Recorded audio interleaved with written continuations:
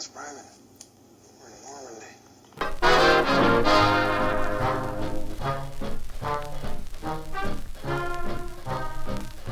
Thanks for checking in here at the We're Not Lost Private podcast. We appreciate all your support. But do you know how else you can support us? By signing up at Patreon. For $3 a month, you'll have access to all of our episodes, plus access to all kinds of bonus material, like our quarterly newsletter, photographs, and official paperwork, and research that goes into each and every show. You can follow the pod on a multitude of platforms such as YouTube, Spotify, Apple Podcast, Amazon Music, pretty much anywhere you catch your pods. So thanks for listening, and we'll see you soon. Welcome, everyone, to episode 53 of the We're Not Lost Private podcast. And it's been a long time coming, but I finally got my good friend Reg Jans to come on the show. Those of you who are familiar with him, he needs no introduction, but I'll do a brief one. You'll know him probably from his Bunker Boys show, where he guests on and works with Tony Cisneros, his World War Media site, his brilliant presentations that he does on the Battle of the Bulge.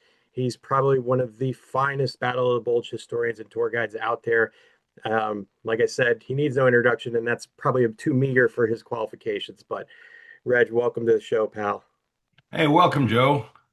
Hey, This one's been a good to see long you. time coming, right? Yeah, it's been a long time coming, Yeah, Always something comes up, it was work or vacation or home or anything. There's always something there.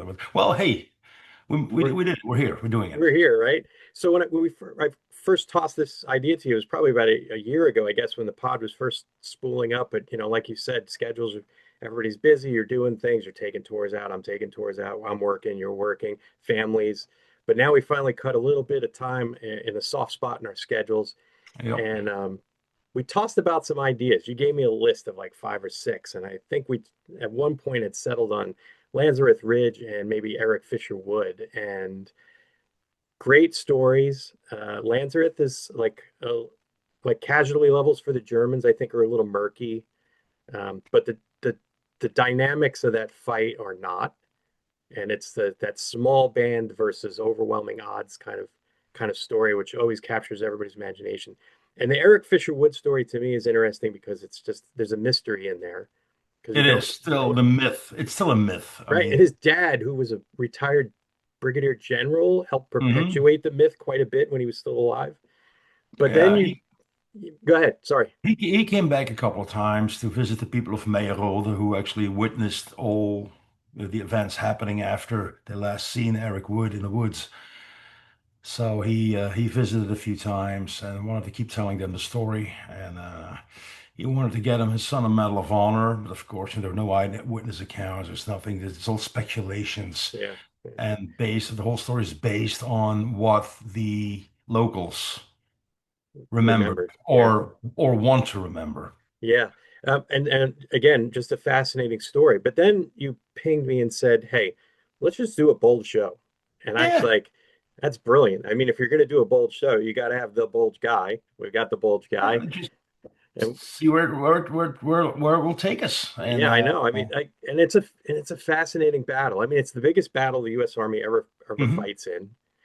They take more casualties in this battle, I think, except for was it Gettysburg? Might be close in terms of U.S. casualties. Of course, both U.S. on the Gettysburg battlefield. But I mean, in this case, it's a massive, massive fight. It's three German armies, the Sixth, the Yeah. Fifth, and the Seventh, right?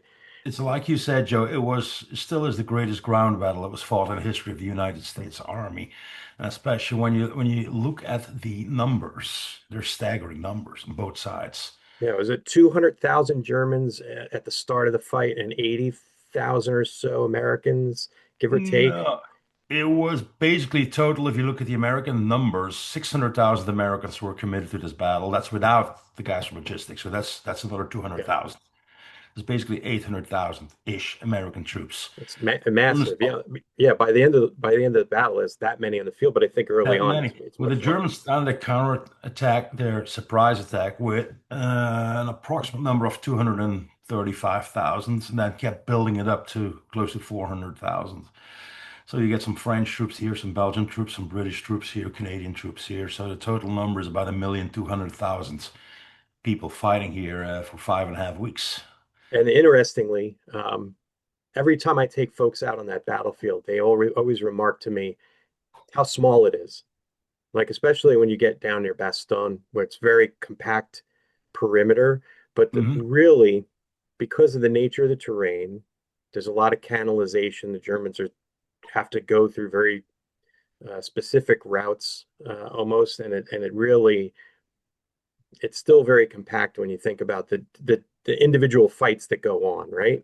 It is a very Yeah, broad battle, but those battles occur along these avenues that are very fairly narrow for the amount of troops that are getting pushed on them. yeah, especially when you talk about geography, yes. But if you look at the entire battlefield, we cover 1,450 square mile of battlefield here. And it was a very compact perimeter in Bastogne. But if you look at the lines in the area of the 82nd Airborne Division, I mean, that was a huge area. Yeah, that's I true. mean, that was a 10 to 10, about 100 square mile area that they held and then had to give up and then to retake in January. So that's quite a lot of Yeah, space, yeah. I think. Yeah, it's massive in that sense. When you look at the overall scale of the battlefield, to me, I always think about how like these small actions occur on. But that's now you name it. Small actions comes from the very first moment when the Battle of the Bulge began. It broke down into small unit actions. Like you can say, you have the story of the 18 guys in Lanzarote on the hill of Lanzarote, but you got the 250, 300 guys at Parker's Crossroads. Yep. That was an Alamo fight. You got the guys at the castle in Clairvaux of the 28th Division surrounded. That was an Alamo battle fight. I mean, the defense of St. Vith at the Prummerberg by the engineers. Oh, That was a small action on one road, but it actually changed the entire battle. So all these small units who and did, I take my folks up to the Prummerberg because unlike the Bois Jacques, it hasn't been picked over, and it's. I mean, the area is a hunter's area, so you got to be careful so you don't get shot. But yeah, the you can't just walk in any and piece of what you want. You have to be careful where you yeah, go. 'Cause, yeah. And to go back to Parker's Crossroads, you touched on it briefly. To me, what makes that interesting is that those forces that were involved in that fight were not all of one unit. It was a hodgepodge of U.S. units that get into that yeah, perimeter, and it's basically a shell game as the Germans attack. You're kind of yeah, moving folks around to almost like what we call a fire brigade and some other mhm, or like Team Snafu out in Bastogne. yeah, Like you're moving units to put out fires on the perimeter, and I think Parker, until he was wounded, did a very good job at that. And he had some glider infantry with him. He had an anti-aircraft unit, and a small light tank detachment with him. I yeah, mean, for third armor, yeah, yeah, yeah. I mean, and they hold out, which holds up the attack towards Grand Minel and Manet and heading that in that direction. And Well, Parker's actually, Crossroads is just that. It's in four directions, all key yeah, areas. but Parker by securing that, holding that crossroads for about 3 days. I mean, he was able to prevent the 82nd, the entire division to be surrounded and cut off. Yeah, And because the Germans definitely would have made it to the Meuse River. I'm not saying they would have crossed it, they would have gotten to the Meuse River if Parker didn't hold. yeah. I mean, so to pull it back a little bit, I want to get your thoughts on the overall plan. When we look at the plan, everybody just says, "Oh, they were stupid because they were trying to just capture gasoline stocks to keep the advance going, and Antwerp was a fool's errand." Which by and large it was. Hitler's own generals told him, "Hey, small solution versus the big solution Mhm. plans." I wanted to get your thought on that a little bit and what you thought, because I mean, I looked at it as they didn't have a lot of gasoline reserves, but a lot of them were caught up back behind the lines, and because of the narrow attack corridors and the traffic on them, they weren't able to get that stuff up there. But that's part and parcel of a bigger plan. I mean, your thoughts on the plan in general, because I know we want to get to those little small unit fights, but we got to talk about the overall big picture, right? Well, the overall picture, because people ask me that quite often, like, where did it all go wrong? He said at the moment they started planning it. Because, yeah, simple like that. Now you have the Allies coming in from the west, commanded by Over Bradley, Allied ground forces moving their way to the German border. Zhukov with the Soviet armies coming in from the east after having suffered losses in Normandy, the Eastern Front, anywhere else, Turkish. You know, he was like a wounded animal being forced into the corner. So, what does a wounded animal do in such circumstances? It's trying to get out. It will fight its way out. Lash out. Yeah. Yeah, no, at that time, Hitler has not been the same person as he was like a year before that. I mean, he was on drugs, he was sick. I mean, he was Suffering from the assassination attempt. I mean, all the, paranoid. yeah. I mean, he survived the 17th attempt to kill him. He didn't trust anyone. He was just a shadow of what he used to be, and so was his mind, I guess, because he plans to do this surprise attack. It was all based on speed and surprise, and he held on these two things. He said it should be a surprise attack, so this should be a secret, and to keep it a secret, he only briefed his. Of course, he had von Rundstedt and Mentov who had to roll out a plan and the idea and turn it into a plan that could work. But to keep it a secret, the generals leading the divisions were only briefed about the plan a week in advance about Yeah. the So, designated routes and what the plan and the supplies and all the practical details. so Now, you, it keeps it off the range of the Allies in terms of signals intercept and ultra, yeah, but it also has the effect, the adverse effect on his ground forces for planning. And I want to say reconnaissance as well. Like Manteuffel was the only one who conducted any kind of pre-attack reconnaissance.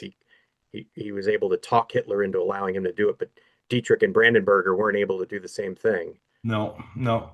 And so, but the colonels and who are leading the troops in the field, like they were only briefed about the whole plan, the objectives, the roads, 48 hours before the attack started. And many of them are commanding units that are have been rebuilt. And not only that, they're a shell of their former selves in terms of tried and true infantry that are assigned to them. Most of these folks have been reclassed, right? Yeah. Yeah, but because of that, they had not enough time to adapt the plan, to take care of some of the details, like, do some recons. Are the bridges intact or were they blown? Do we need to rebuild? Or so they didn't have time for all that kind of stuff. When Colonel Piper, from the one of the battle groups in the first SS Leibstandarte, when he saw the map with his pre-designated road, they asked him like, "Can you do this?" And he spent quite some time here during the occupation. He knew Belgium and the Ardennes, and his answer was simply, "Yes, I can do this on a bicycle." Yeah. Yeah. And having been on those trails, you and I both know how small they are. And the idea of getting Yeah. tanks through Oh, there. but it's not that. It's like what you do. They had to rebuild some of the old units. There was a total draft to get the numbers that he needed. Everyone 16 and older got drafted into the German army, whether they wanted it or not. Civilians, children, everyone. And Joe, you've been in such situation when you have, for example, a rifle company and about 150 guys, and 125 or 130 of them are trained, experienced veterans who'd seen combat many times and know what to do, and the other 20 are like what, just fresh guys. I mean, replacements, street civilians, Volksgrenadiers. You know, Yeah. that still works if it's about experience. But when is the other way around? Which in fact was often the case here during the Battle of the Bulge, that you had about a company of 150 guys, 20 of them were trained veterans, 130 were not. Yeah. So they're not going to react the way veterans would in combat. Now this might be fine in defense, but they're in the most difficult tactic of all, which is the attack. I Yeah, mean, and you see this recorded in the vets accounts for the U.S. on the U.S. side and a lot of times they're just stacking up Germans in front of their lines with automatic fire and indirect fire from mortars and artillery. And mortars and artillery are the American saving grace yeah, during this fight. absolutely, absolutely, So absolutely. So where did it go wrong? Geography as well, yeah. speed, speed, speed. You can't, you know, speed in the Ardennes. I mean, when you're with your heavy tanks in a column, you can't go around your enemy. You can't envelop. You're stuck on these roads, hairpin curves, cliffs, rocks everywhere. you don't, your enemy, it's an easy job. Just need a handful of guys and an anti-tank gun to knock out the lead vehicles. You block an entire column and slow them down for 30 minutes, which is just enough time for the combat engineers to blow the bridge a little bit further. Yeah, I mean, it's all a series of delaying actions and defense in depth Yeah. for the Allies, right? And these are all things that his officers warned him about. Yeah. That warned him about that could happen. But he said, no, before they realize what's going to happen, we have reached the Meuse River on the Yeah, second day. if you think about the attack as an engine, as a metaphor, as the engine as a metaphor, every time they run into a small Allied unit that resists, there's a little bit more sand getting thrown in the gears. Yeah. And Yeah. and pretty soon that will wear that engine down to the point where it's inoperable. And that's essentially what happens with these little Yeah. fights as we see across the battlefield. Yeah, Any so if he had taken more time to work out all the details, but then the more time you need for planning, the more risk there is. There's going to be leaks. I mean, there's going to be Yeah. info that would reach the other side and kind of stuff. So it's the balance, and he chose like to let it balance in the other way. And What's um, mind-boggling is he wanted to go in November. oh yeah, I mean, yeah. So think of how what it was in actuality in December, but think about it would have been like in November in terms of preparation. I mean, it would have been even yeah, worse. yeah. But they, Because it may sound very silly. I just mentioned Battle Group Piper, but when he was the first one, he was the spirit of the Sixth Panzer Army. I mean, the first one to get to the Meuse River, the first one to get to Antwerp. When the Battle of the Bulge erupted, his column got slowed down and lost almost a whole day before he got to the Belgian border because he ran into a traffic jam. yeah, I mean, I mean, come on. I mean, are you serious? yeah. I mean, you've seen Robot A, and it is Yeah. small, Yeah, right? And yeah, as you but go even in down, Germany, when the bridges were blown up during the withdrawal in September 1944, were not rebuilt by the engineers yet. How come they didn't know? Because, uh, again, so, not enough prep time. I mean, but and then not only again, that, and not informing those lower echelon units that they were going to be involved until very late in yeah, the game. They yeah, have no time to recon. They have no time to build any of those bridges or pull the minefields that a lot of them that were laid as the Germans were pulling back over the border. I yeah, mean, none of yeah, that battlefield preparation that you would do before executing the attack was done, except for as we talked about from Manteuffel and the Fifth Panzer Army. But I mean, on the flip side of it, we touched on it with Ultra and the signals intelligence. There's a failure on the Allied side in terms of intelligence gathering. I think there was almost like at the lowest levels, the troops are reporting movement across the border. They're reporting the sounds of tank engines. They're reporting active patrolling in the areas around them, or at least a live and let live attitude on the part of the Germans across from them. Meanwhile, the yeah, Germans are observing them. In a lot of cases, you read American accounts of they had all of our positions marked down. They knew where to put their indirect fire when they were able to. A lot oh of yeah, times there's mortars because they, like you said, with the bridges blown, they couldn't get their armor, they couldn't get their artillery over the bridges to support those infantry attacks. Not only that, we're seeing a reversal almost, right? Usually hmm the tanks would blow a hole in the line and then the infantry would pour through. The yep, Germans in this case are using their infantry to blow a hole in the line and then pour the armor through, and it seems yep, to backfire quite a bit as well. So, absolutely, absolutely. so Yeah, tactics wise, it's a bit of a mess on the German side, but it it was. doesn't prevent them from having success early on, right? They in some cases. I think there were sometimes it's a bit, but it's about luck, decision making. Um, because it's not like some people see it like, okay, the Germans now they attack over an 88-mile front line and they attack into Belgium, and all of a sudden there's this big army coming in, and they stop them and they push them back. That's exactly not what happened. Yeah, Actually, it's small unit actions. Now, key in the German plan was the city of St. Vith. Six national roads leading out. It was on the direct road, on the shortest route to Antwerp. Germans wanted to take this and hold St. Vith at key crossroads on December 17 on the second day. But ultimately, they only got it on the 23rd. And this was thanks to a small group of combat engineers of the 106th Infantry Division at the Brummerberg who held off these German tanks for a week. And how could they do it? Because of the geography. They used the geography very well with anti-tank guns, big guns, one or two roads coming in, and there's cliffs and valleys. They couldn't move around. And these are when you plan an attack, you should take it in account. I mean, when you make your plans, your operational plans for that. So it's a setback. Yeah, Uh, yeah. I but a think the week. So there goes speed. There goes yeah, surprise. right. Yeah, and then all those other things we're talking about, use of ammunition, use of fuel, those are all Yeah, being expended during the and I think, one of the things, if I remember my history correctly, was when they allocated fuel, um, they didn't allocate it for combat usage. They just said, well, you got to go this many miles, your tanks use this much gas over a mile or a kilometer, and then this is what you're getting allocated. And it took no into account that they would be in combat operations, which would fuel usage would go up by what, three?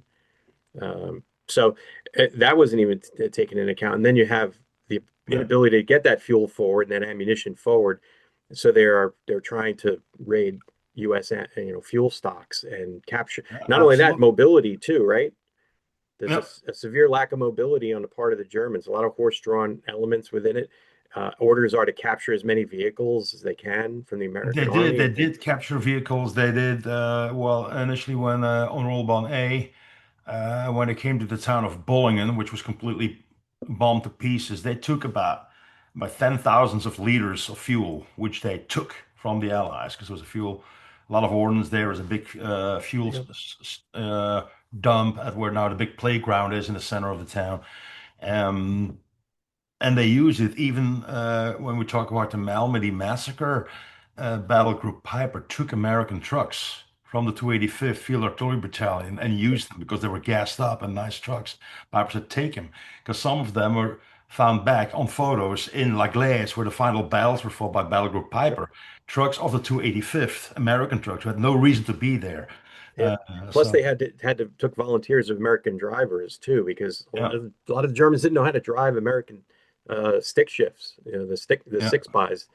Um, yeah, there's like just this confluence of issues that plague them all the way through the attack.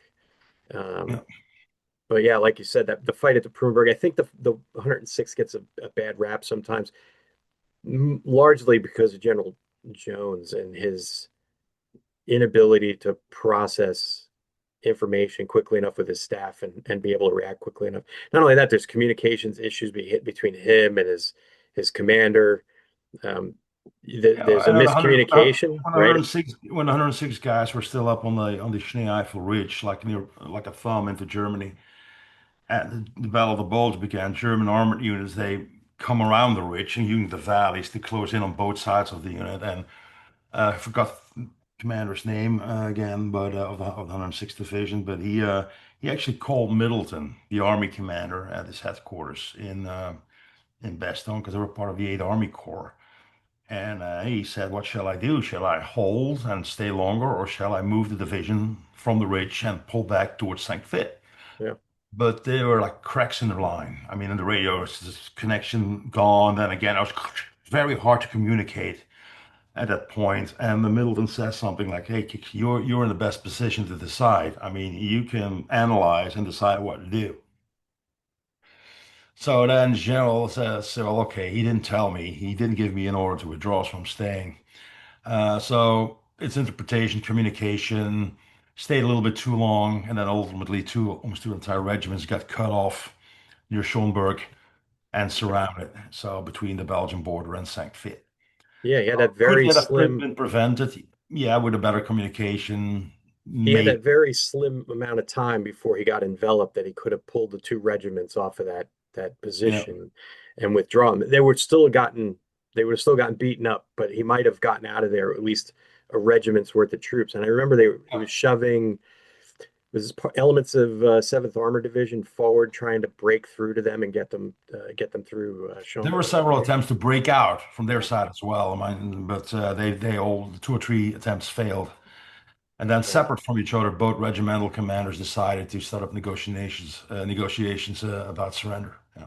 yeah. And I think that's one of the records that were broken during Battle of the Bulge because we talked about numbers, about the size of the battle. But if you look at the casualties on the American side, 76,800 and counting, 110,000 on the German side.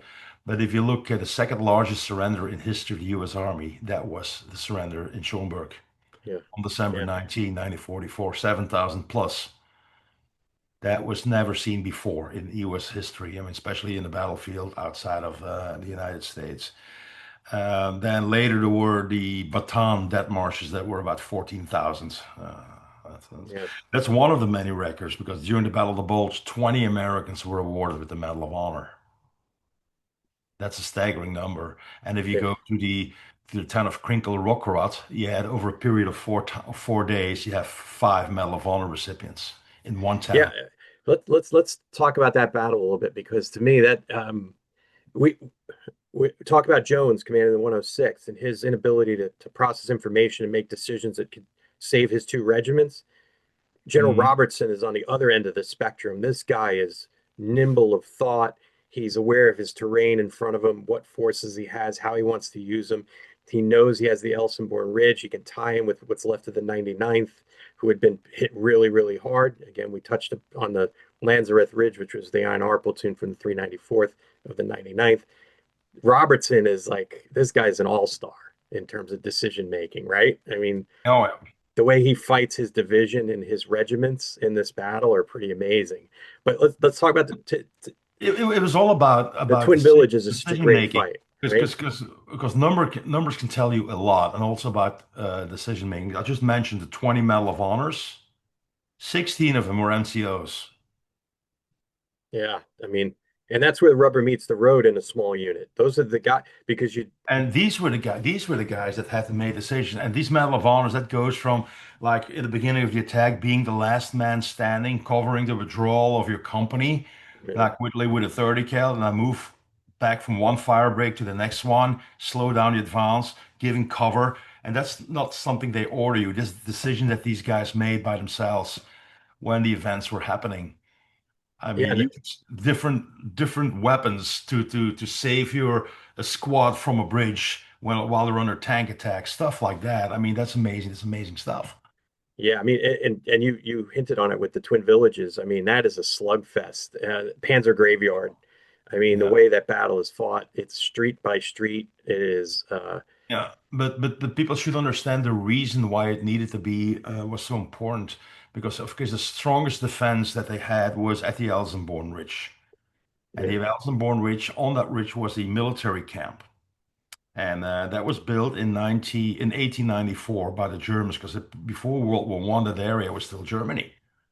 So it was actually a German camp that was built. It was called Truschbaumlager. That was the name of the camp. But then that part became part of Belgium as part of the Treaty of Versailles after World War One as a compensation. So then the Belgians occupied it. Um, and that was a strong point. That's massive. That's a huge military camp where you could set up the artillery and stuff. It's always impossible to get across it. Germans tried to. But you have to see the entire situation. You have to move back a couple of days before the Battle of the Bulge began. I mean, we're not sharing any maps here right now, but the Second Infantry Division had to send two regiments to the north. I mean, there's the Belgian border makes like an L-shaped curve, like going like this and then go like that way. And up here Let me is see if I can share this map. I have a map. I don't know what your thoughts are on it because we didn't talk uh, about it. I think it's a pretty good one, but you'll probably tell me if it's rubbish or not. Yeah, this is 16th and the 19th. I don't know if that helps you or not. oh yeah. Can you zoom in to the most northern part where you see kind of Losheimer Graben, Sankt Fit? Yeah, go east of Sankt Fit. Oh yeah, oh, see, yeah, we're in the area. We're in the area. Oops. Yeah, yeah. Stop there. Stop there. Okay, So basically, what you here's see, Krinkel right there. the purple line is the border, is the Belgian-German border, right? Mhm. Yeah, and when you move up from Losheimergraben, you go north and you keep going, and then you see that line that says first SS Panzer Corps. Then you see that the purple line makes it like a 90-degree turn to the left, to the west. Yeah. Well, go back to the corner, like pretend it's like to that corner where Right here. no, further to the right, more to the right, more. No, that's the other right. That's left. Oh yeah, there. Sorry, Hold it there's there. the Hold Marine. yeah, hold it there. Hold it there.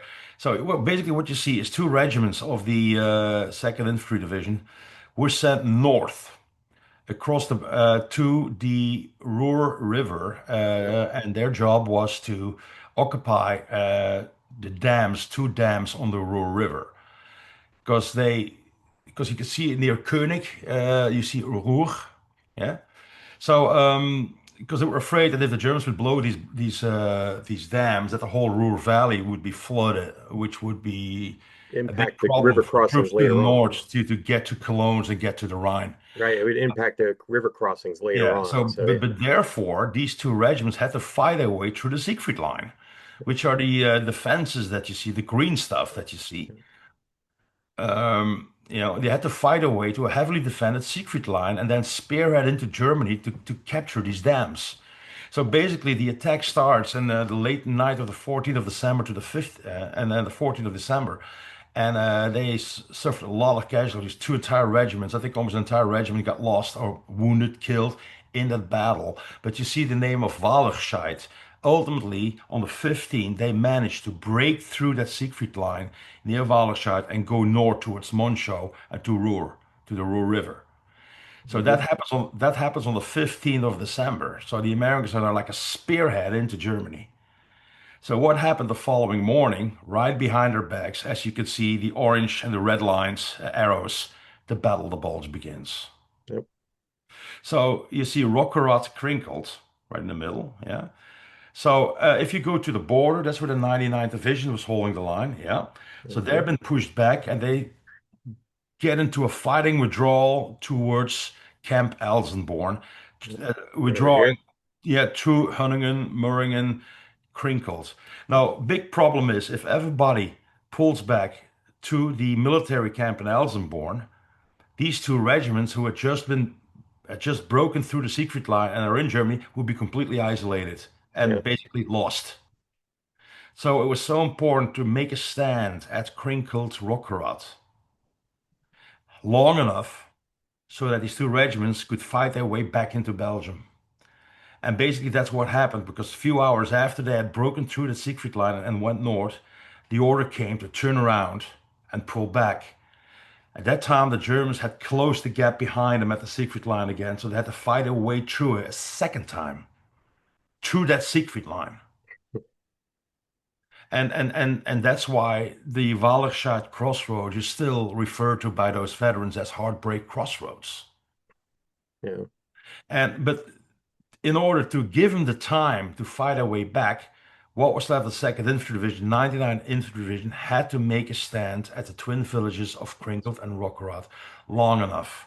And finally, on the 17th, these elements made their way back, again, suffering a lot of casualties Yeah. towards the twin villages. And then they start the big withdrawal, the 17th, 18th, and 19th, to the camp of Elsenborn. And that's when the Germans actually took over that area. But it was that's the reason why they had to make a stand there, because they had to fight for time so the other guys could get back into Belgium. Yeah. And basically you have the elements of three divisions in here. You have the first Yeah, division, the second division, and the 99th. But yeah, really what helps them make that stand is Robertson um, basically harnesses all of the artillery support in the area yeah, and yeah. bases it at the camp and allows them to essentially have call for fire as necessary on the perimeter as the Germans start battering If you into ever them. have the chance to get up there to because it's still a military camp, you can just walk in there, but you can go to where the fences are, and you would see the German because the Germans actually made it up to the ridge, up to the gates of the camp, Elsenborn, because the German foxholes are still there, but they never get in, never got across. But if when you're up there and you go to the edge of that ridge and you see what a view that you got, how much of an area you can cover with artillery from up there. That's key. I mean, that's key. Yeah, it's pretty amazing. And again, I'm a huge fan of Robertson. I thought he was stellar in this fight. I mean, he's head and shoulders above some of the other commanders out there as a division Absolutely. commander. And for those who really want to read more about crinkled and rock rot and a personal account. I've read this about 5 times, this book, but this was one of the classics about the area. It's called Company Commander.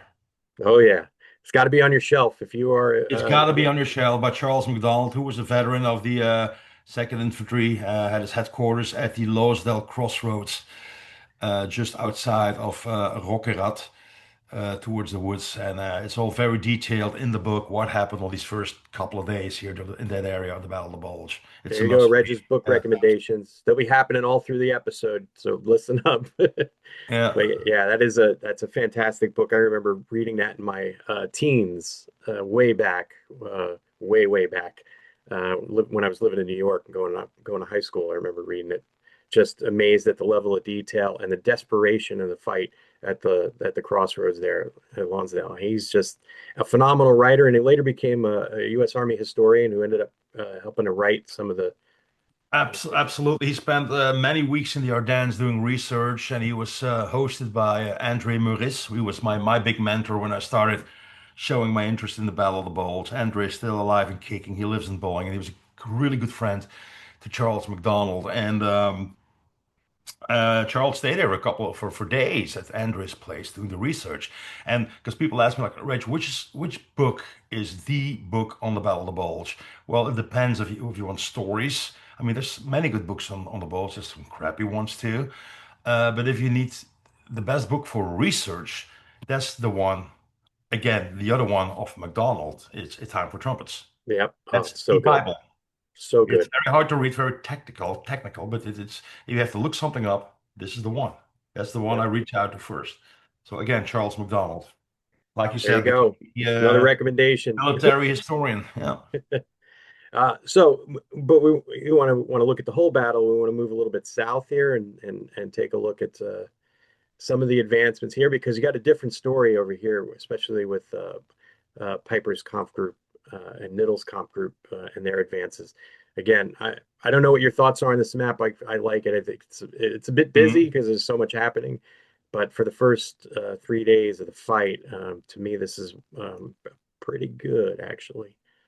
Um, yeah, you have Monkey's first SS division, and it breaks into the conf groups, but and we talked about Lanzareth because that's a big fight there, and you start to see things unraveling when Piper makes his way up to the command post of the Fallschirmjäger unit that had been fighting against Lyle Balk and his INR Yeah. platoon, Yeah. and you're already starting to see cracks in the advance in terms of his conduct while he's there. Yeah. Well, he was getting a little frustrated because there's like one misunderstanding. Because for those who know the story about the INR platoon, I think most of the viewers will know the story. Um, It's an amazing story, but a lot of people think that they stopped the advance of Piper or slowed down the advance of Camp Group of Piper, which in case is not the fact. He got slowed down in Germany. He got the bridges that were blown up. He had to find an alternative route. He had to deal with minefields and stuff. And he only got to Landsrod around midnight. But all the delay happened before that. But he reprimanded that Fallschirmjäger commander of the 9th Fallschirmjäger Regiment. Why it took him so long to take that hill with only 18 guys. So he made a tactical mistake and was reprimanded for that. So Yeah, what we talked about that, right? Because those it- those Fallschirmjägers were not parachutists. They weren't the ones like we saw in Normandy. no, These guys were combed out of Luftwaffe units and then thrown into given like 3 to 6 weeks of infantry training, and then yeah, thrown in these FJ units, and they yeah, reacted like untrained soldiers. They made con continuous frontal assaults yeah. on the position. Instead of doing some proper recon, I mean, the only intelligence they got was a testimony of a 14-year-old girl. I mean, in the town. Yes, they advanced When into they the asked her town. where are the Americans, and she pointed up the Oh, hill. really? Later, she said she pointed to the direction of that she pointed up the road to the direction of Buchholz, where she witnessed a huge number of U.S. soldiers the day before, which makes sense because Buchholz Station was kind of an R&R area, rest and Yeah. recuperation for troops that rotated from the front and back.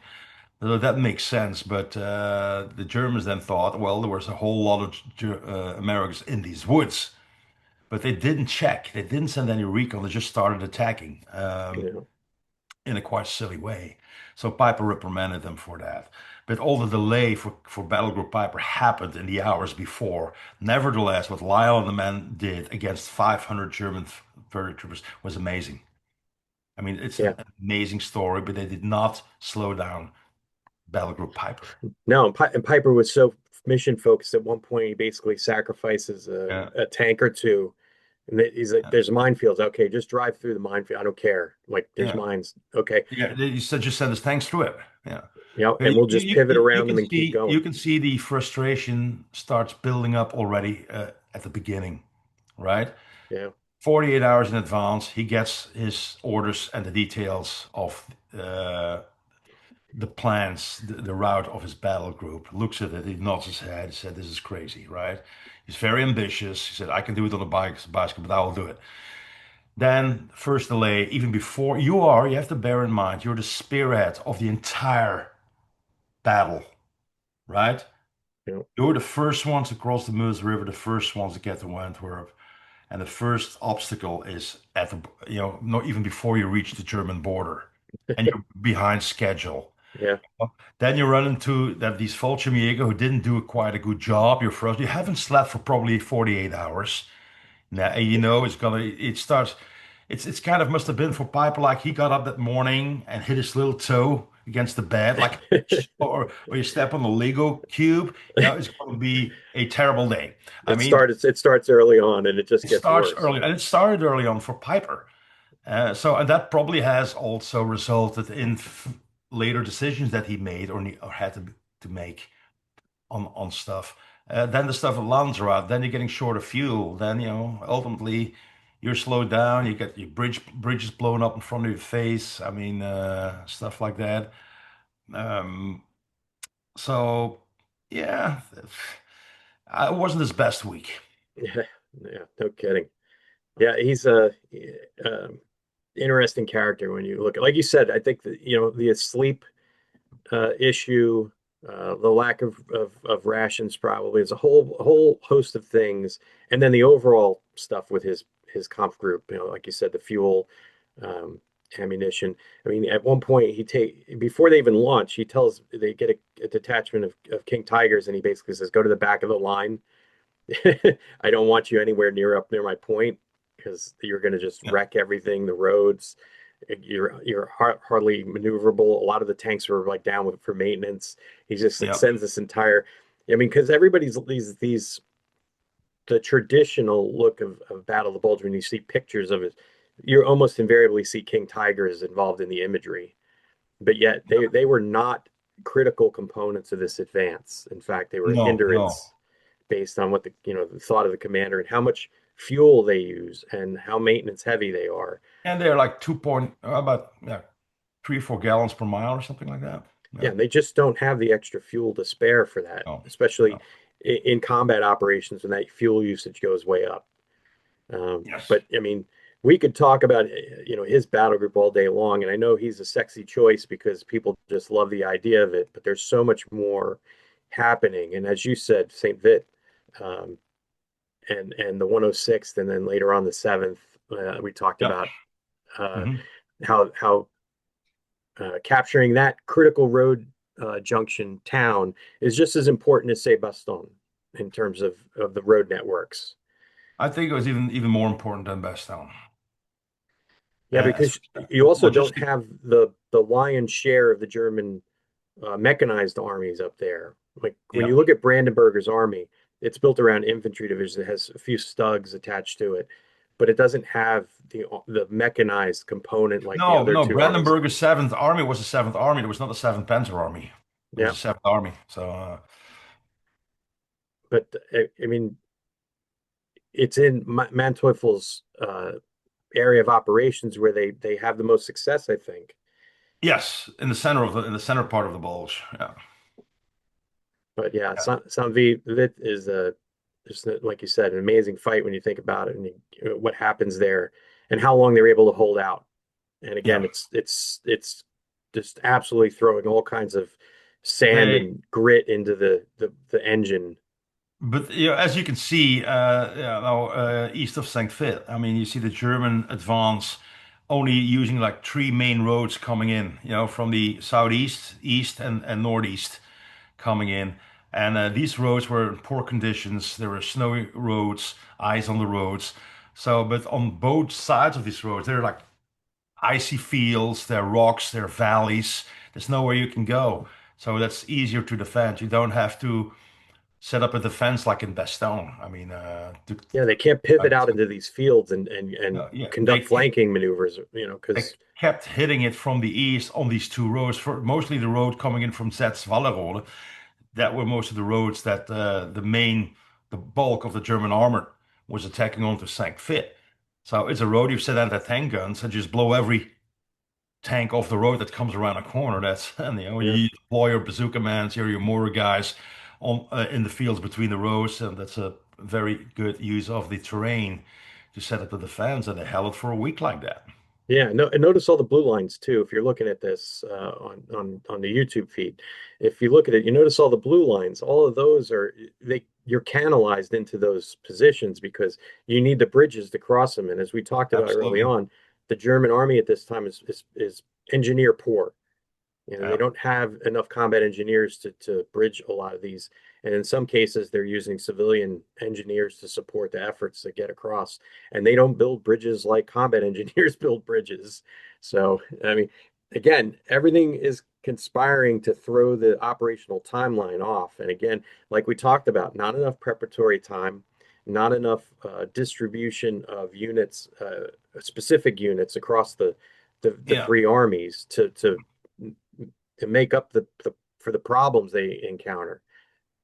Yeah, and it all comes down again to the two S's, speed and surprise, Yeah, right? Because if you want to bring all the extra units, engineer units to rebuild bridges during the battles and kind of stuff, I mean you need twice as much, not twice as much, but a lot more men and extra divisions to engineer divisions to do that. And the bigger your army, the slower you process and you move. And that's just it's all about speed, right? So it's like the yeah, lighter you move, the faster you move. And all the rest, we'll see what happens. So we'll just try to get across these bridges before they blow it up. yeah. And not only that, when they started to reman all these, or rebuild all these units, they came at them at a lower end strength than traditionally had been used because the manpower is just not there. Hmm. The catastrophic casualties they're suffering in the east against the Russians, the destruction of their armies in the west as the Allied forces advanced out of France. I mean, they're just the manpower is just not there. No. You're taking divisions that used to have anywhere from 12 to 15,000 men. Now they're down to 10, 8 to 10 to 12 maybe.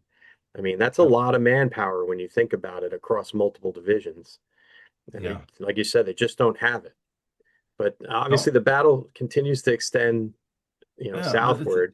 it's all about terrain, geography, rivers, and that's why actually allies were so confident nothing was going to happen in that area. Because it Yeah, was the stupidest thing one could do, actually, launch an attack at that area in wintertime. And because you brought it up earlier, like how come that the Americans did not notice that there were signals, because there were reporting that something was going on in that area. But same thing happened during Market Garden in Arnhem. The Allies they get photos of German tanks near Arnhem, and nobody wanted to believe it. They said they're trying to set us up. I mean, this is not real, but it was real. And they probably did receive some info, but nobody would believe it. And there are a variety of reasons. Now, where would he get the men and the equipment to launch an attack in that area? Why would he be so stupid to launch an attack in that area?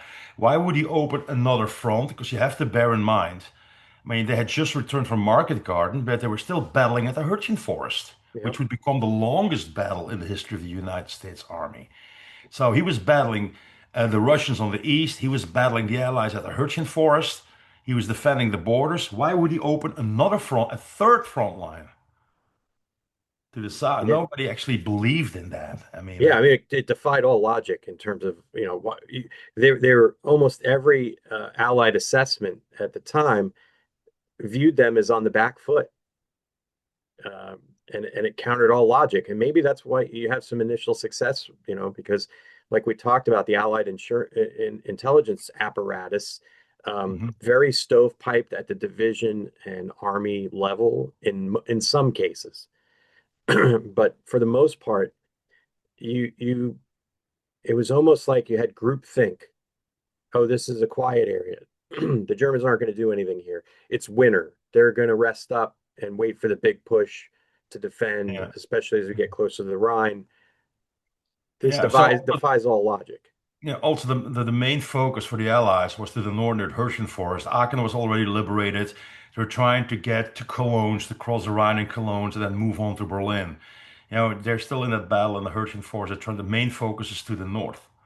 Some American troops were deployed here to the south on this 88-mile front line, but that was only like 5 divisions Yeah. and an armored division, 28th Division, 4th Infantry Division, 99th, 106th Infantry Division, and 14 Cavalry, plus the 9th Armored Division. But this was only 75,000 men over this 88-mile stretch, which seems a lot, but it actually is not. But No, in fact, for if you yeah, but for the Allies, it for that area at that moment, it would be enough.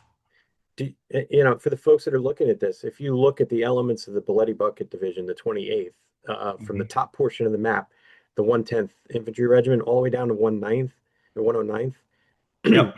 that is a hell of a lot of territory for two regiments to cover. Oh And yeah. I remember reading some of the accounts from the veterans of those units, and they're talking about like you could No, run a you could run a division through the gaps in the lines. They're so far away from each other because absolutely. they chose to outpost in the small towns Yeah. instead All of on that. N7 highway on the N7. Yeah. And look, you can see how deep or the lack of depth of defense is in that area. I mean, Yeah. poor Dutch Coda, man, he got handed a big turd in this, Absolutely. and they had No. just come out of the Hurtgen too, and the unit was, Yeah, they got butchered at the Hertford mashed. Forest. I mean, Hodges kept sending one division after the other into the Hertford Forest. 28th Division actually got nearly decimated. They lost up to 40% of their men. They were circled back to the Belgian border for rest and recuperation. But normally, when you talk about infantry, an infantry division, about 12,000 men. At this time, the 28 was down to like 8, 9,000. But a full regiment in combat is supposed to hold a 7-mile front line. When the 28th Division was circled to the Belgian border, they were stretched out over 26 miles. That's mind-boggling. So how they did it, there was a national road, the N7, going from the area of St. Vith towards Diekirch in Luxembourg. It's like a national road crossing into Luxembourg. And most of the 28th Division guys dug in, or they slept in these villages on that road. That road was named the Skyline Drive by Yeah. them later on. But there were big gaps between these towns, and they would just control it by sending patrols down there. And that's how you control an area.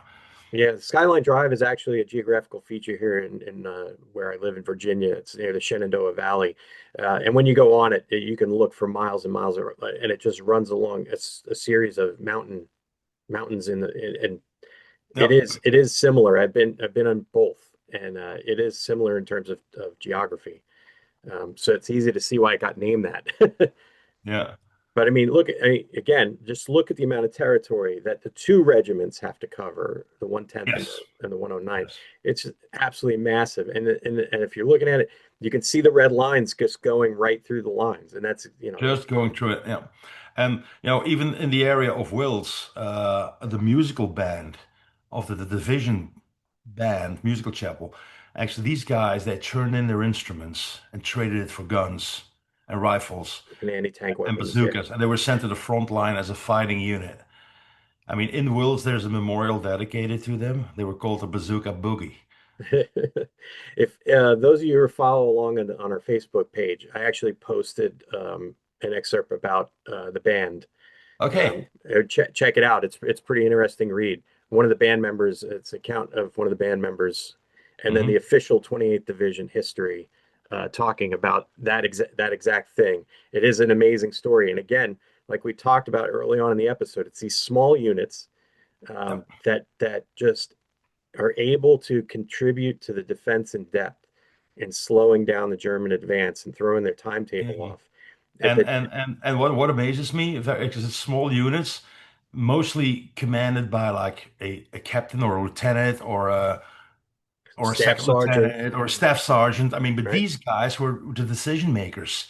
I mean, 16 Medal of Honors were non-commissioned officers. They had to react because this was not a planned operation. This was not like Normandy. Normandy, they've been preparing for more than a year, took millions of aerial photos. Every detail was like Operation Fortitude. Everything was being taken care of. But this was a German surprise attack. There was no plan, right? And the Yeah, first 8 days were complete chaos. But in the first 8 days, after the first 8 days, that's when the situation started to change. And on day 12, it changed from defensive to offensive. But the first week, the first 8 days, it came down to these small groups. It came down to these staff sergeants, right? Of making these decisions on the spot, making important decisions when they need, at the moment when they needed to be made. yeah, and you touched on this when we talked about the German mentality about Yeah. their lashing out as a wounded animal that's cornered. That same Hmm. mentality can be applied to these smaller units because it's a fight for survival. They know Yeah. they're outnumbered, in many cases outgunned as well, and Yes. you are fighting for your life. There is no two ways about it. You're Absolutely. going to be overrun and killed or captured, and they know it's coming, and yet Yeah. they decide they choose to stand and hold their ground for as long as possible. And I Yeah. think we didn't talk about it, but communications wise, those although a lot of the German artillery and mortars that fired were unobserved, they did sever communication lines, and I think this hurts Coda and his regimental commanders because a lot of their communications lines are landlines that are run between field phones, and a Hmm. lot of these get destroyed in those early barrages, and it takes a long time, considerable amount of time, um, hours, many hours before the information gets back to the division commander and Hmm. then later corps that this is a full-fledged attack. And that's why it seems like the Americans are slow to react in some cases. But it's still, like you said, it's those staff sergeants, those lieutenants, that sergeant, that buck sergeant, that corporal on the ground who make the decision to stand and hold. Yeah. Absolutely. And There's the a, same thing on the German side. I mean, you have to bear in mind there were a lot of draftees, civilians in these Volksgrenadier divisions, people with maybe 3 weeks of basic training, and they were sent in. And it was a total mobilization at that moment. So you just needed to be able to hold a gun, and you were, you know, yeah, and apply they're for basic training and go to war. I won't talk about the SS because the mentality is quite different in those Yeah. units. But for the Wehrmacht units, a lot of these men know that the Allied air forces are pummeling Germany, and many of them have either experienced it or have loved ones that experience those bombing. So for them, they're fighting the forces that are bombing the hell out of their cities and their towns. So Yeah. there is motivation there. It's not like a lot of these draftees, yes, quite a few of them unwilling when you see later accounts after the war, but most of them know they're fighting for the survival of their country as well. So there is a level of desperation on both sides. Yes. Yeah. True. But I True. think, But this this was fight like, here yeah, go to the ahead. to the left portion of the screen gets an inordinate amount of attention because of the unit that's involved, the primary unit that's involved in the defense of Bastogne, the 101st Airborne. You and I have talked about it. We've done our own, we've done episodes on other people's pods and shows, and we've talked about it when we've done our tours. Um, it's not to downplay the story of what's happening here. Um, Bastogne is a very important fight in terms of preventing or slowing down the advance as well. It's just it gets a bit more press than a lot of these other fights that are just as desperate.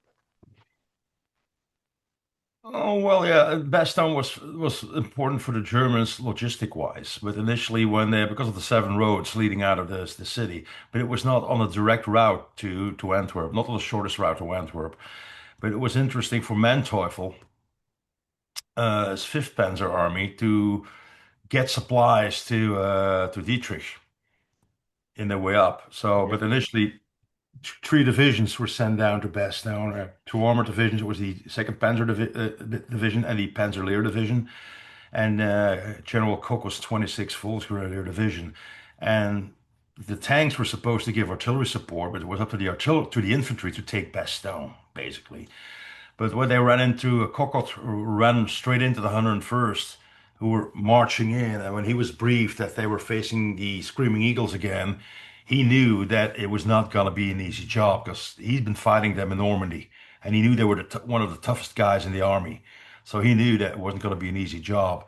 Now, ultimately, they spent too much time. They got, again, decision making by one or two guys, but 101st got there just on time to set up a defensive perimeter in a circle around Bastogne, so forcing the Germans to move around and find a way to get in. Yeah, and you know, this is nothing against General Taylor, but I think having McAuliffe there as the acting division commander really works in their favor because he's an artilleryman by trade, Yep. and he understands the use of artillery and how to harness it, and then how to husband it as well, because he knows he needs his artillery to keep his perimeter safe. And I think one of the things we've always talked about is the Germans' inability to mass an attack and punch through one single point of the perimeter and then exploit from there. Instead, Yeah. they do this kind of all-encompassing. I'm going to hit every portion of the perimeter at one point, and that point at one time, and they It don't will really have break. the combat power to overrun the perimeter all in one swoop. No, the initial idea was for the 101st was to set up like a defense line east of Bastogne, running north south in like a straight line. But McAuliffe realized that if they would move around, we could get surrounded, and they would get on their target. So then he decided to set up like a defense line around Bastogne and says, well, let them move around, but we still hold the objective. I mean, we still hold at all costs. The hole in the donut. Hole in the donut. Yeah. Yeah, and not only that, he's bolstered by elements of multiple divisions. The 28th, we have folks pulling back into Well, there. actually, it's thanks to the 28th who started fighting for time at the border, right? Allows the 101st to get in there and A set lot. up. It's the 28th Division is the 10th Armored Division, Yep. Combat Command B under Roberts coming in. Because without these two units, the 28th and the 10th Armored, I mean, Hitler would probably be eating a Brussels waffle at the main square in Bastogne when 101st was still in France. Yep. So, but all, and that is Those that's quite of an teams, easy thing because everybody talks about the 101st holding the town and Patton coming in, breaking the encirclement, and winning the battle for Bastogne. But everybody seems to forget about the 28th Division and the 10th the Armored. 10th And it's Army, kind yeah. of a funny thing, the book, and that's I think possibly the best book I with the best title. I think I got it somewhere behind me. Sorry for moving around a little No, bit. no, go right ahead. We're doing this is It's Reg's book Oh, here it recommendations. is. It's by a guy called Phillips, and he served in the 28th Infantry Division. And it says there was a Battle of the Bulge before the Battle of the Bulge. This is the story of American soldiers who held at all costs. Title of his book: To Save Bastogne. Yeah, and I'll have all these books that Reg is pointing out listed in the episode description. And you can't again, especially because I was friends with a lot of 101st vets and talking to them. A lot of them threw a lot of shade on the 28th Division, which I didn't. I found a little bit distasteful because they, like we talked about, they allowed them to get in there and get set up, and then you have the teams from the 10th. Like everybody I know has read Don Burgett's book, Yep. right, about the fight at Noville. Without Team Desbris, they get Mhm. mauled.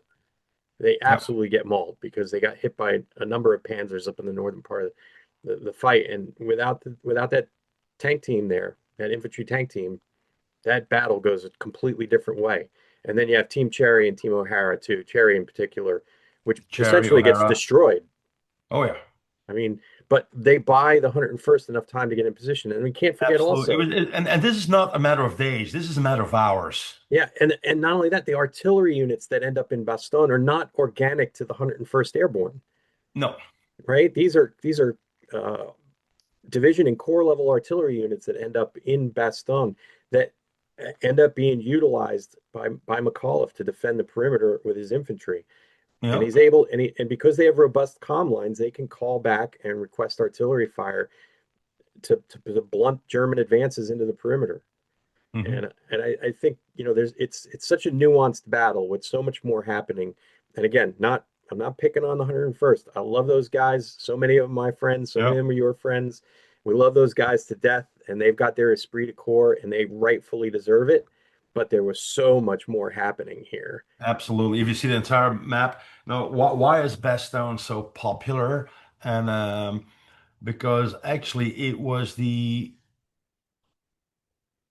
probably the last iconic victory of the U.S. Army on the European theater in World War II at that time. Because if you just simply look at it, like if you let's pretend you're a screenplay writer, you have to write a script for a war movie, right? I mean, you get the story about an American unit who was supposed to go home after spending a lot of months fighting in Europe. They're young guys, they're partying, cheering. All of a sudden, they're moved out again. They have no idea where they're going. They get to this place called Bastogne in Belgium. They were told Hitler broke through in the Ardennes. What are the Ardennes? We don't know. They get there in their summer jumpsuit, their M1 Garand, 21 rounds of ammunition, and 2 hand grenades. It's the dead of winter. Then they get there, they have to dig foxholes, but suddenly there are the Germans who outnumber you with men and firepower 1 against 4 or against 5, and they completely surround you. The temperatures go far below zero. You're running out of food. You don't have any more money, ammo. Is it terrible conditions? No winter clothing. People are getting sick. People are dying, and suddenly there's this German officer says, "You surrender or we kill you all." And then your commander says, "Nuts." That's Right? And then moments, 2 days later, General Patton arrives, breaks the encirclement, bang, bang, bang, reinforcements come, push back, and you win the battle. I mean, you don't have to make up such a story, which is because it happened.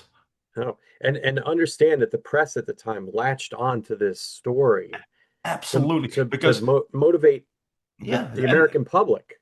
absolutely. Because what happened?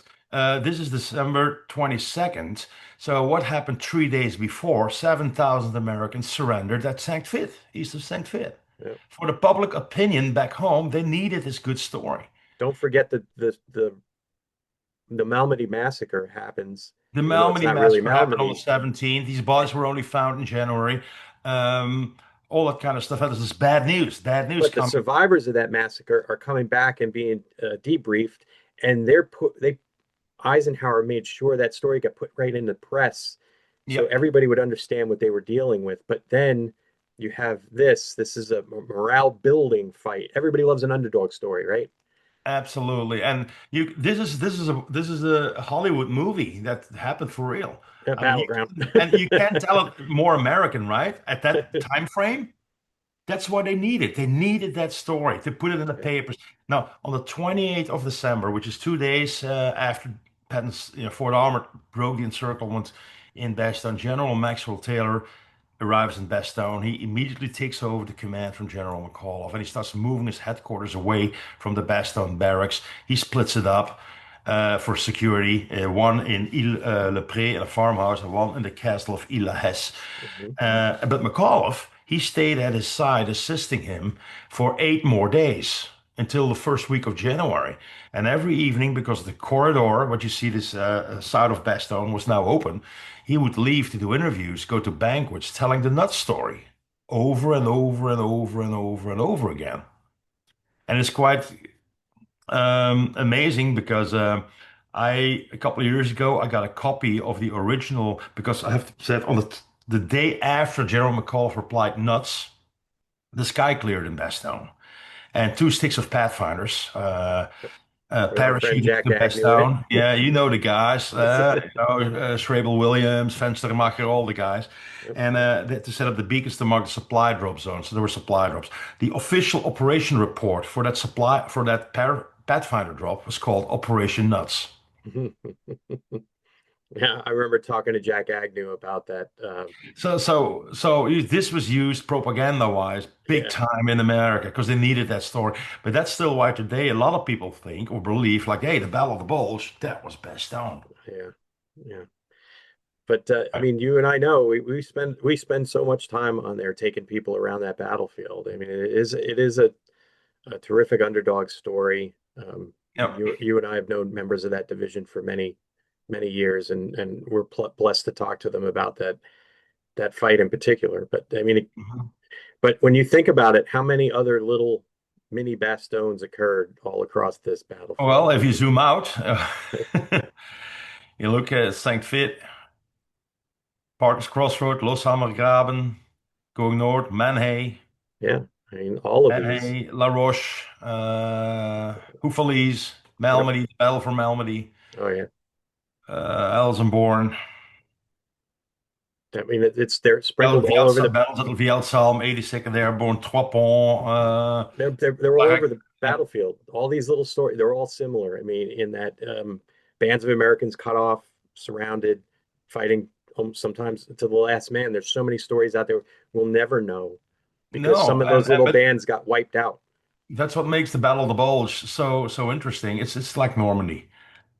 You can talk, you spend the day touring, talking about going around the boat, just doing artillery stuff, or you can talk just doing Air Force stuff, or you can talk Yeah, infantry stuff, or you can do armor stuff. You can do war crime stuff. You can do it's all there. I mean, it's all there, and it's so much more. And there's so many great personal stories, acts of heroism, of self-sacrifice in that entire Bulge area. So many great stories yeah. One of my favorites. about forgotten units like the 551, for example. Oh yeah, 'Cause the last another number, the Battle of the Bulge, we had two bayonet charges during the Battle of the Bulge, and they were both performed by the 82nd Airborne Division or a unit attached to the 82nd yeah, Airborne Division.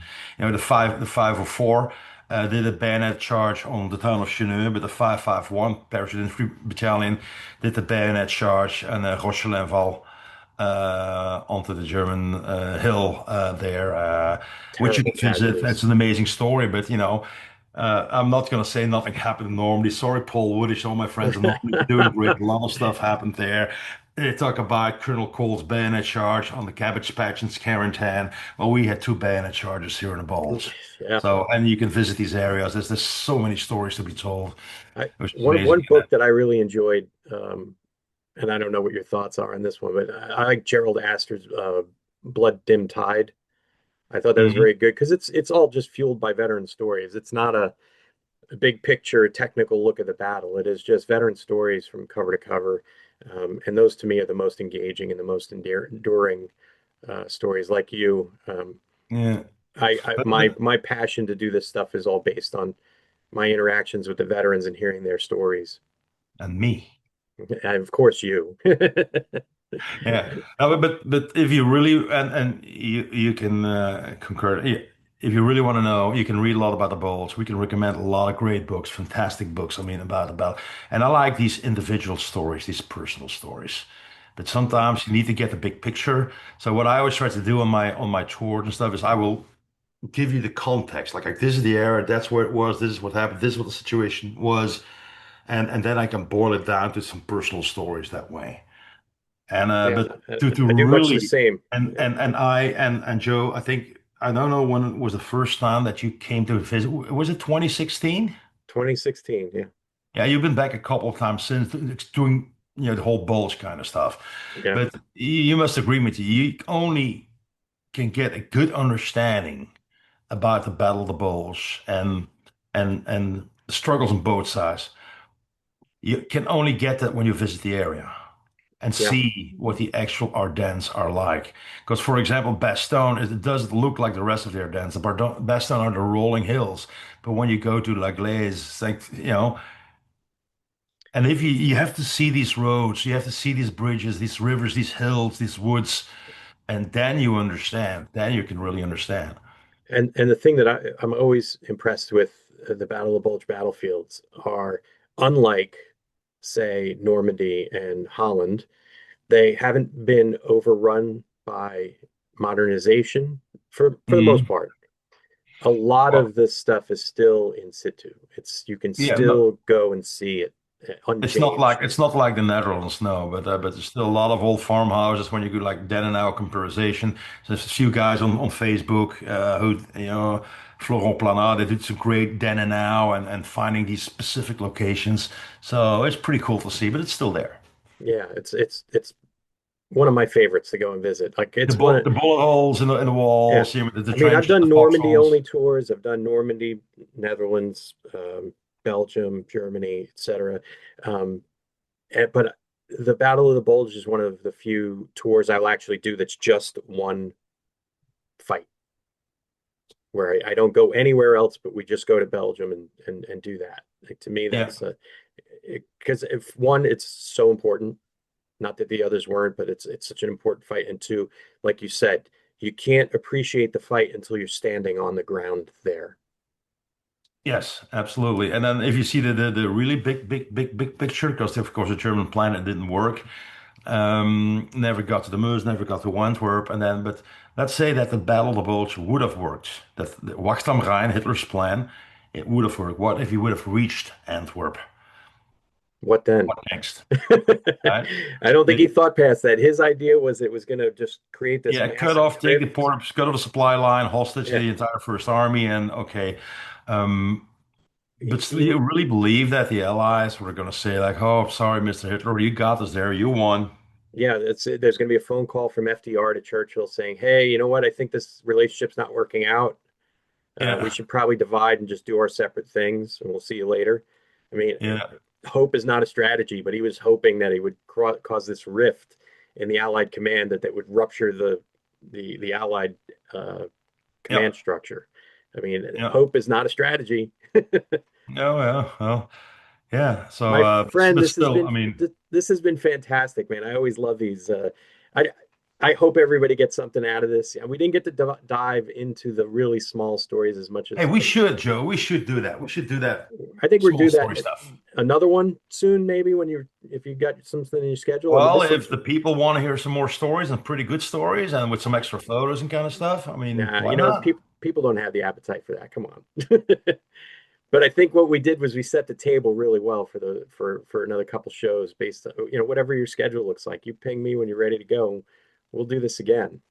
Yeah, we should, and then get into some maybe lesser known stories and maybe Yeah. stories that you got from the veterans. They told you here stories that I got from veterans. Some, nice stories, funny stories, cruel, terrible stories. I don't know.